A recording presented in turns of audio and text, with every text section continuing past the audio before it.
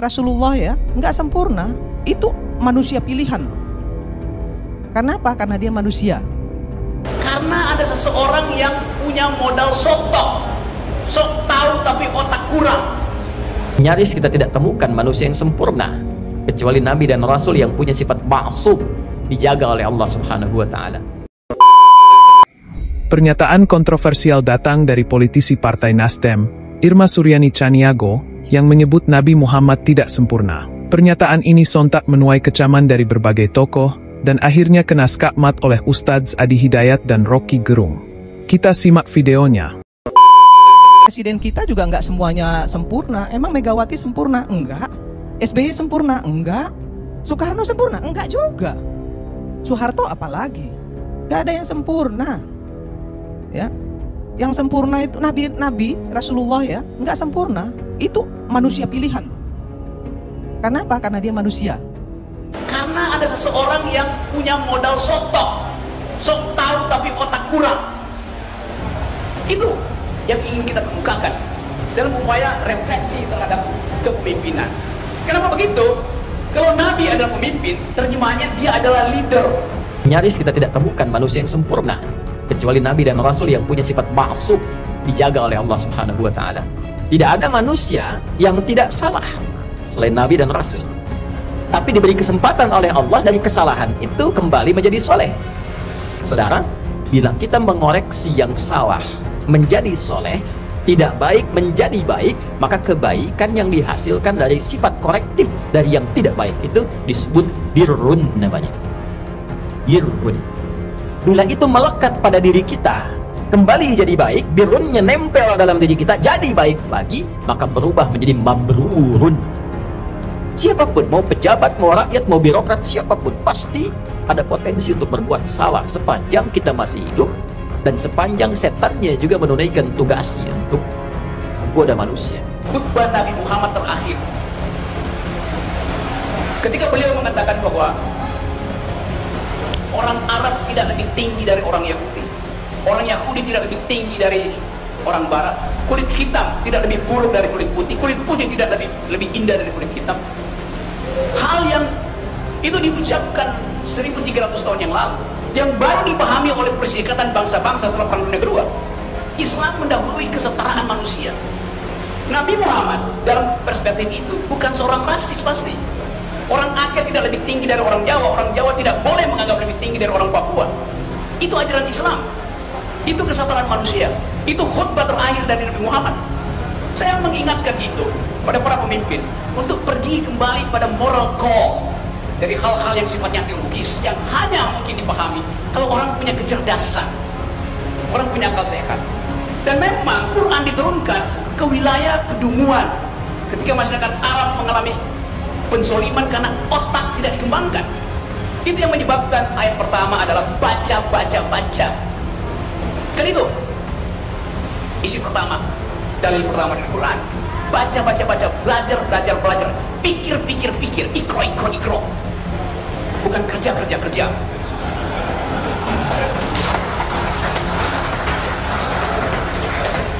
Nanti dikumpulkan di padang Arafah, maka dibawa ke miniatur kehidupan orang kumpul semua sama, mau pejabat, mau rakyat, mau punya kedudukan, mau tidak, pakaiannya sama, ritualnya serupa, deklarasi kesetaraan.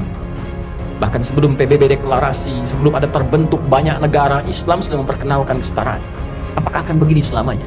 Sementara kita akan pulang kepada Allah, apa enggak malu pulang dengan status sebagai pencuri, pulang dengan status sebagai koruptor, pulang dengan status sebagai pencela, pulang dengan status sebagai penyogok? Apa nggak malu diviralkan di alam akhirat nanti?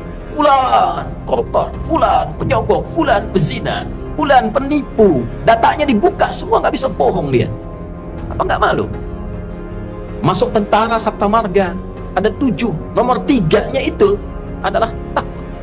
Kami tentara Indonesia yang bertakwa pada Tuhan Yang Maha Esa, membela kebenaran, kejujuran, dan keadilan. Masuk hakim ada Pancadharma, nomor 1-nya itu takwa. Dari takwa sampai tirta, satunya takwa. Kami hakim Indonesia yang bertakwa pada Tuhan Yang Maha Esa. Masuk polisi Tribrata, nomor 1-nya takwa. Kami polisi Negara Kesatuan Republik Indonesia yang bertakwa pada Tuhan Yang Maha Esa. Jadi itu ukuran pendiri bangsa ini menginginkan kita jadi orang baik sebelum pintar. Sebab pintar tidak baik, celaka. Korupsi itu banyak dilakukan oleh yang pintar, pengelabuannya oleh yang pintar. Cuma karena nggak ada takwanya sebagai amanat undang-undang, itu yang jadi problem. Nah, kalau kita mengklaim negara muslim terbesar, setiap Jumat pengingat pertama takwa, hadirin. Bertakwalah kepada Allah dengan sebenar-benarnya takwa. Tuh pulang Jumatan, betul nggak takwanya ada tuh? Apa sebetulnya nilai kepemimpinan leadership dari Nabi Muhammad? Apa leadershipnya? Fakta pertama adalah kepemimpinan beliau terus menjadi model dari sepertiga umat manusia. Banyak sekali itu.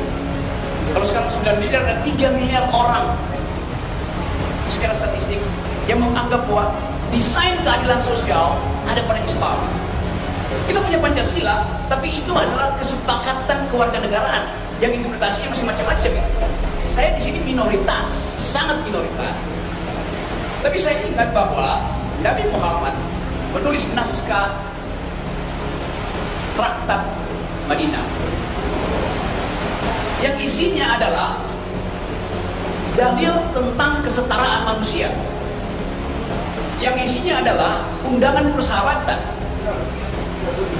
Jadi sangat kontekstual yang diterangkan tadi oleh teman-teman, bahwa kita masuk dalam upaya untuk merefleksikan gaya berpikir, gaya batin, gaya politik dari Nabi Muhammad. Jelas Nabi Muhammad adalah seorang politisi, jelas Nabi Muhammad adalah seorang negarawan, jelas Nabi Muhammad adalah pemimpin dunia, karena sesuatu yang diucapkan dari tahun abad ke-6, tahun 602 Masehi, sampai sekarang orang membaca kembali risalah sosiologis atau versi politik atau terjemahan hermeneutik dari ayat-ayat Quran, terutama tentang keadilan sosial. Sok tahu tapi otak kurang. Ada pemimpin yang sok tahu tapi otak kurang, akibatnya kita berhutang, akibatnya lingkungan rusak, akibatnya keakraban sosial berhenti itu. Karena ada seseorang yang punya modal sotok, sok tahu tapi otak kurang. Itu yang ingin kita kemukakan dalam upaya refleksi terhadap kepemimpinan. Kenapa begitu? Kalau Nabi adalah pemimpin, terjemahannya dia adalah leader. Seorang leader akan menuntun umatnya, warganya, pergi pada harapan. Itu namanya leader. Ada wahyu di depan yang kita upayakan diselenggarakan oleh seorang pemimpin. Di dalam sistem bernegara, wahyunya namanya konstitusi. Tetapi justru konstitusi itu yang sekarang sedang dipermainkan oleh seseorang untuk memperpanjang kekuasaannya. Jadi dari awal kita lihat bahwa kalau dia leader, dia paham bahwa tuntunan itu harus menghasilkan harapan. Kalau sekarang pimpinan politik kita nggak ada harapan. Bupati Pasir Utara, tempat ibu kota negara akan dipindahkan, mengeluh bahwa di situ tidak ada universitas.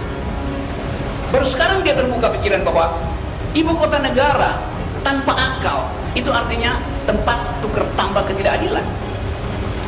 Dan kita mulai paham bahwa kenapa para bupati mulai resah sekarang, karena ketidakadilan tidak tiba. Kalau misalnya kita berpikir bahwa IKN itu adalah semacam upaya untuk memperlihatkan kemegahan bangsa, di situ akan ada perusakan lingkungan, di situ akan ada makhluk Tuhan yang akan disingkirkan demi menanam beton di IKN. Padahal doktrin Islam adalah pelihara, hormati semua makhluk.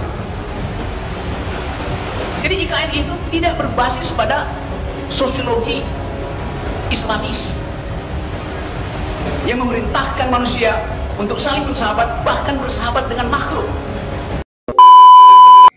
Nah semuanya, pernyataan mengejutkan kembali datang dari dunia politik.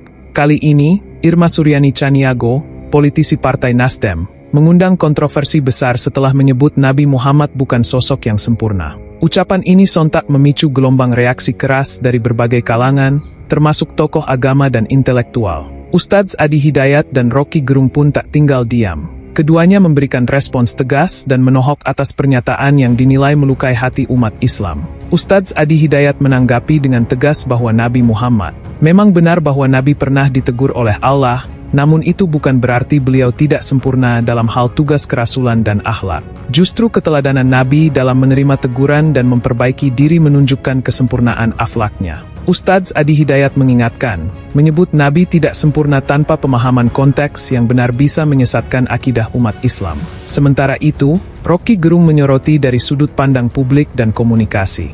Ia menyebut bahwa pernyataan Irma sangat tidak bijak dan berpotensi menimbulkan kegaduhan. Dalam masyarakat yang menjunjung tinggi nilai-nilai agama, ucapan seperti itu dapat memicu konflik horizontal. Rocky menekankan pentingnya kehati-hatian dalam menyampaikan opini, apalagi jika menyangkut sosok agung seperti Nabi Muhammad. Pernyataan Irma Suryani ini menjadi pelajaran penting bahwa berbicara soal agama, terlebih figur sebesar Nabi Muhammad, harus dengan ilmu, adab, dan empati terhadap perasaan umat. Kebebasan berbicara tidak boleh menginjak keyakinan umat lain. Nah semuanya, itulah pembahasan kita kali ini. Semoga apa yang disampaikan bisa memberikan kita semua pelajaran baru dan ilmu bermanfaat.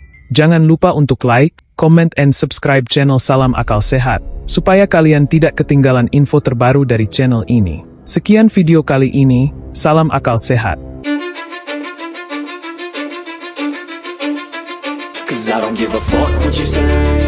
Yeah, I'ma do shit my way. So you can go kick